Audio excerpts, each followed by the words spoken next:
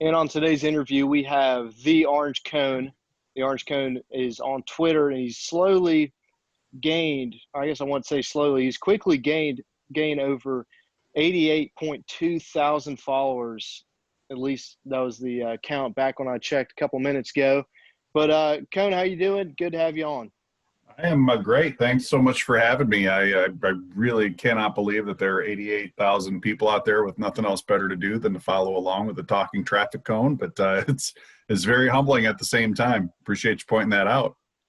Yeah, no, you joined Twitter back in 2011, and I don't want to call it a parody account, but that's the only, I guess, a parody NASCAR account ish. But back in 2011, I went on Twitter back then. But what got you started with that account? Did you join around the same time as the other big accounts like the Catch Fence or Jacques Debris or those types of accounts? Well, so it actually started back in 2005 at an indoor midget race in Fort Wayne, Indiana. I was there kind of fake broadcasting that event with a couple of buddies of mine to the people sitting around us in the grandstands. And anytime there was an on-track incident, we needed an infield reporter, and there was nothing in the infield except an orange cone. So we would send it down to the cone, and we started a MySpace account for that silly traffic cone, and it got a couple hundred followers, and we kind of lost interest with it. But I was watching a Busch Series race back in 2011, and Carl Edwards hit the pit commitment cone, and I thought, I had the traffic cone account before. Let's just migrate it over to Twitter, and it kind of started. I was actually one of the very first. We'll use the word parody. I was one of the first parody accounts out there, and I was very fortunate to get a lot of traction, and having a little inside information to what was going on certainly helped. I was very warmly received by, friends of mine that I had made on some Fox Sports broadcasts, and the rest is kind of history. Every time they would talk about that orange cone on Twitter, I would get another 1,000 followers. So it was very cool. My kids were pretty impressed. That's pretty sweet. I've tried back in the day. I've tried an assortment of different accounts like that, and I kind of lose interest after a while. So I'm sure that it took a while to really start gaining traction as the case with a lot of the accounts. But what kept you interested in tweeting off this account? Could you tell early on that this was something special? It's funny because I would say the same types of things from my own personal account, and no one would pay any attention to it at all. And you say the same things from a traffic cone account, and you get 50 replies in 2 minutes. It's really something. To me, it was just something I wanted to engage with race fans. I'm a race fan myself. I just wanted to talk racing, and it really made it a lot easier to do it that way. I don't engage maybe as much as I used to. I now have a full-time job that I'm not quite able to do that. I used to be a stay-at-home dad, so I had plenty of time to kill to either try to stay sane chasing around children or once the kids are off at school. But I still have a great time doing it. I've made a lot of real great friends, both online and thankfully that have migrated into the real world. And it's still a big part of my life. I really appreciate all the people who are still a part of it. Yeah, for sure. And I know certainly for me, once I came across your account, I believe it was after you'd gotten mentioned on air one time during a NASCAR race. But I remember thinking, because that was back in the phase when people are younger, and like, man, it'd be really sweet to have a famous account or a big account like it or retweet your tweets. So I remember there's one night I was driving down the road, and the Department of Transportation had left an orange cone right outside my house, and had been there for about a week, and I figured that, this is my cone now. And I remember one night I just snapped a picture of it in my room and tweeted out, "Fancy seeing you here, cone." And that's when I guess I got a reply from you. That was the first time I got it, and it was like I had been mentioned by someone like Darrell Waltrip Right. It was riveting. Unfortunately, I've heard the story more than once. I actually took my children up to Michigan back in, and I believe this was 2012. And it was the June race, and the race was delayed by rain. So we were walking up pit road. We were going to cross the racetrack and go find a seat in the grandstands and watch for a little while. And we weren't going to be able to stay all day. But as we're walking up pit road, we get to pit entrance, and there's a guy in front of us who runs across and gets his picture taken with the orange cone at the entrance to pit road. And I said, "Hey, man, what are you doing?" And he says, "Oh man, I know it's really stupid. It's this Twitter thing. There's this account on Twitter, an orange cone account, and I was going to send this to him and hope that he retweeted it." And I'm like, That's "Really? insane. That is the dumbest thing I've ever heard. Let me show you something." And I pulled my phone out and I showed him, and he about fell over. It was like the craziest thing. He's like, "Wait, that's you? That's you?" And I'm like, "Yeah, that's me. Here, send me that picture. I'll retweet it right now." And he just thought, like, made this guy's day. And I couldn't tell you how many different stories like that I've had. It's very humbling. It's exciting and humbling at the same time. The race fans are a great group of people, and they have really accepted me as some sort of pseudo celebrity, and it makes me smile. My kids just get a kick out of it. My girlfriend gets a kick out of it. I get a kick out of it. It's been a lot of fun. That's awesome. I started a Twitter account back when I was at Daytona in 2016.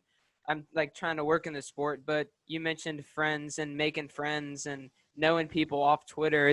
I've met some of my best friends through like online. I met Henry through playing Xbox and social media, and you sound the same. You're meeting all these people and making friends through meeting them on Twitter.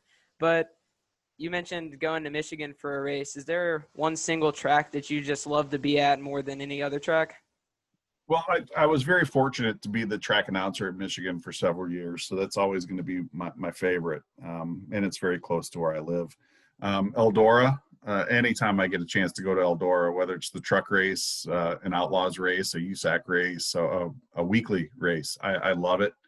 My hometown track here, Toledo Speedway, is always going to be like home to me. I am really not picky. If you take me to a racetrack, I'm going to find a way to have a good time. I've been pretty fortunate to have been to most, if not all, of the tracks on like the truck and cup schedules. There's a couple maybe out there that I haven't hit just yet, but I've been very fortunate over the years to go to just about all of them. I've been to maybe 110 different racetracks, all told, all across the country. Every one of them is my favorite. The one that I'm looking forward to going to is whichever one's on the schedule next. That's just how much I love the steel and how happy I am to be a part of it. I feel the same way. My goal is to go to all the Cup Series tracks. I think I've knocked like 9 or 10 of them off the list so far. But we had the debate last year throughout NASCAR. We see what the show that the trucks put on at Eldora. You mentioned Eldora being one of your favorite tracks. Do you want to see a cup race there? Part of me says yes and part of me says no. I don't.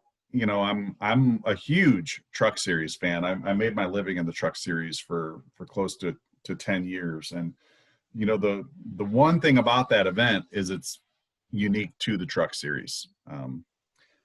But then the other part of me is I also have the opportunity to work at Eldora from time to time, and I'm a big fan of the racetrack. And the other part of me says this would be huge for Eldora Speedway to have a cup event there.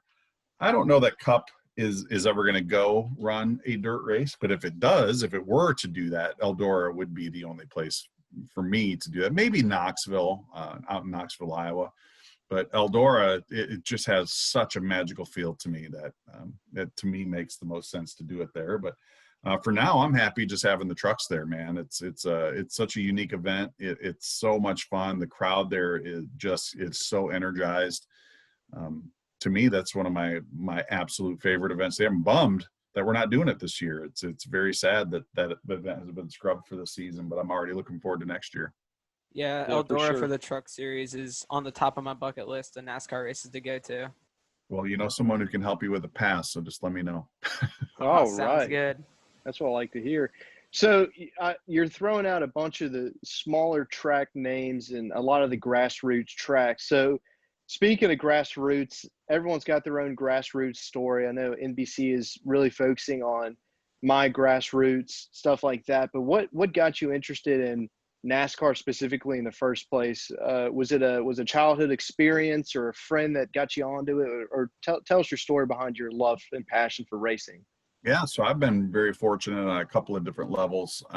Growing up, I went to the races with my grandparents. They were track officials here locally at Flat Rock Speedway, Toledo Speedway, with what is now the ARCA Menard Series.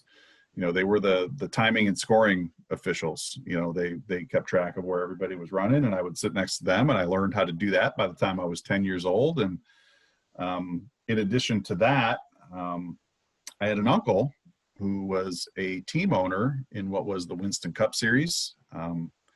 They actually won the Daytona 500. They've won the Winston Cup Championship with Bobby Allison driving. So growing up, I was the only kid who didn't like football, didn't like baseball, didn't like basketball. I liked race cars, man, because my family was deeply involved in it. And not only were they involved, they were very successful. It's all I've ever wanted to do. You know, whether it was being an announcer at one of the local tracks or working in public relations for a race team or a racing series or a specific driver, this is all I've ever wanted to do. I've been fortunate to do some broadcasting, both on radio and television. I've had so many great experiences working in the sport, and, you know, I actually have never really ever considered doing anything else. It's kind of nice. Yeah, I know a lot of us growing up race fans, we all want to find our way to get inside the sport, and a lot of people want to be drivers, but there are a lot of people who just want to work in the sport, be a part of something that they truly love. They don't want a job, they want a hobby that they make money doing. So I know a lot of our listeners have those aspirations. So what advice would you give someone who wants to make it in the racing world and work for a team like Richard Childress Racing or a GMS Motorsport, something like that? But what would be your advice to a young, ambitious high school or college student? I think you've got to find that local racetrack wherever you live, and you've got to find a way to get involved there. Whether it's taking tickets or selling programs or being the announcer or whatever it is, you've got to find a way. You've got to start making connections, and that's a great way to do it. You know, I was very fortunate. You know, I never really wanted to use, you know, hey, my grandparents worked in this deal, so I get to work in this deal too. I didn't want to do that. So, you know, when I was fresh out of college, I wrote a letter to the guy who promoted Toledo Speedway, and I didn't tell him who I was, you know, who I was related to. I said, hey, I want to come and work for you. I want to do your PR.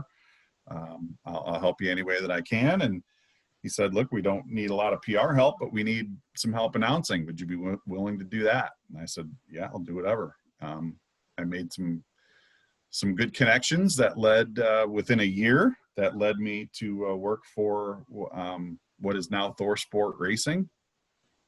I spent a few years working for Thor Sport, and you know, after that got to work at, you know, places like Mansfield Motorsports Park, and, you know, I worked for ARCA, you know, directly. You know, I've done so many things, but you have to start with that local racetrack. To me, it just makes the most sense. It gets you a lot of experience and gets you meeting the people that you need to meet.